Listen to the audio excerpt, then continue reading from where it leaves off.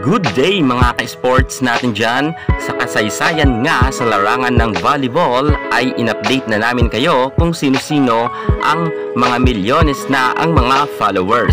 At nariyan nga ang ating Alyssa Valdez na meron ng 2.2 million na followers. At ang ating Boss D ay meron nga naman 1.4 million na followers.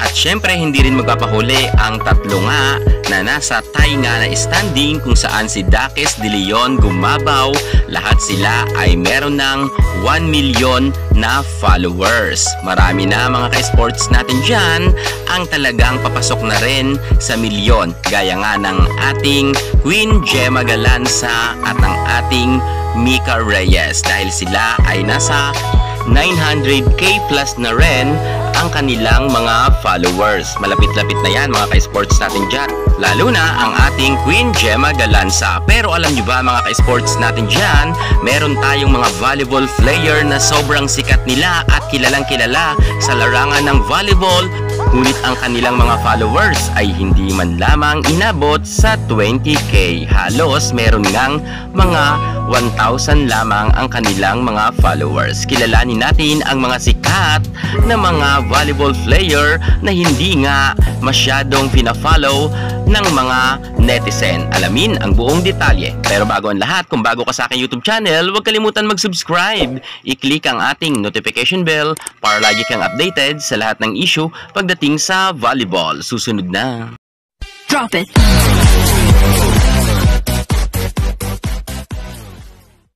Narito na nga mga ka-sports natin dyan ang mga sikat na volleyball players, ngunit sa kanilang kasikatan ay hindi man lamang sila masyado fina-follow ng mga nanonood sa kanila. Lalo higit ang mga netizen ay hindi nga talaga sila sinusundan. Unahin na natin dyan mga ka-sports, ang number 1 natin, walang iba kundi ang ating Lorilyn Bernardo. Si Bernardo mga ka-sports natin dyan ay sikat na sikat nga ng panahon niya sa UAAP sa kanyang collegiate career, kung kaya nga nakapasok siya sa Creamline Cool Smashers.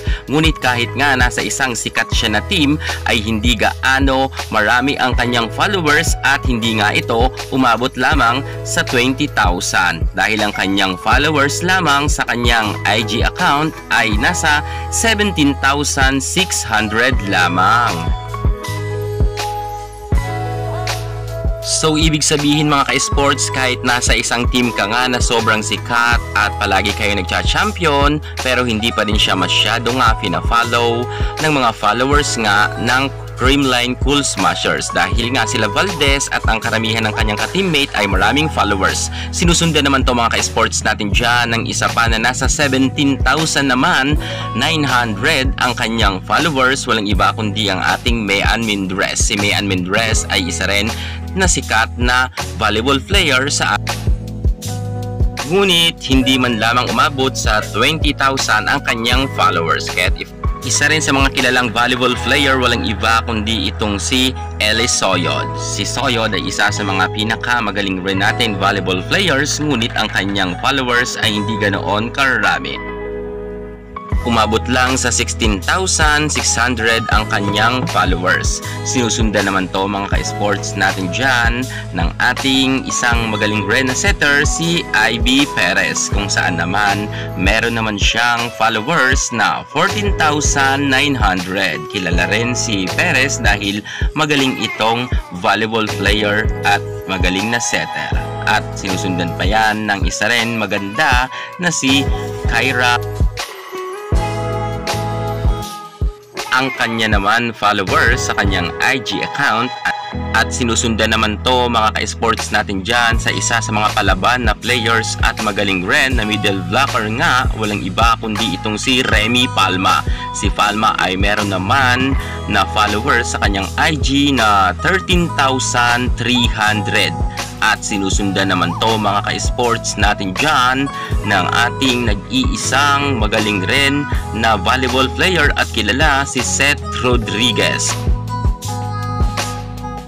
Si Rodriguez ay meron followers sa kanyang IG na 12,800 at sinusundan naman to ng isa ring kilalang balibulista na si Mina Aganon na meron naman 12,600 na followers. At hindi rin dyan magpapahuli ang sumusunod sa kanya na si Elaine Casilag na meron naman 12,200 na followers. At si Honey Royce Tubino naman ay meron naman 11,800 na followers. Sinusundan naman to ni Kat Arado na meron naman at sinusundan naman to ng kanyang ka-teammates na si Del Palomata na meron naman 9,920 na followers. At narito pa ang isang ka-teammate pa rin ni Kat Arado at Del Palomata, si Erica Santos na meron naman 9,177. At sinusundan naman to ni Chi Saet na meron naman 7,563 na followers. At narito pa si Fiola. Si Valios naman ay meron naman 4,981 na followers. At sinusundan to ni Laika Ebon na meron naman 4,879 na followers. Sinusundan naman to ni Justin Dorog na meron naman 4,872 followers. At nariyan pa mga ka-sports natin dyan si Cha Karandang kung saan meron naman siyang followers na 4,826. At sinusundan niya ng beauty queen na si Janine Navarro na kung saan meron naman siyang 4,340 na followers. At narito naman ang magaling na spikers na si Eliza Bertolano kung saan meron naman siyang 3,458 followers. Sinusundan niya ni Rosel Baliton na fresh kalilipat pa lamang sa Akari at meron nga siyang followers na 2,547 lamang. At si Grace Bumbita naman ang sumusunod na meron 2,505 followers. At narito pa si Jen Kasugod na meron naman 2,176 followers. Sinusundan pa rin niya ni Camille Victoria na meron naman 2,117 na followers. At si Isa Viray ay meron naman 2,080 na followers. At narito pa si Rapril or Rap Aguilar na meron naman 1,711 na followers. At sinusundan pa rin to mga ka-sports natin dyan ng magaling na spikers na si Joby Frado na meron naman siyang 1,607 na followers. At narito pa ang ating magaling rin na spikers na si Bernadette Flora at meron naman siyang followers na 1,604 ang kanyang mga tagahanga. At narito pa mga ka-sports si Ezra Madrigal na kung saan meron naman siyang followers na 1,433.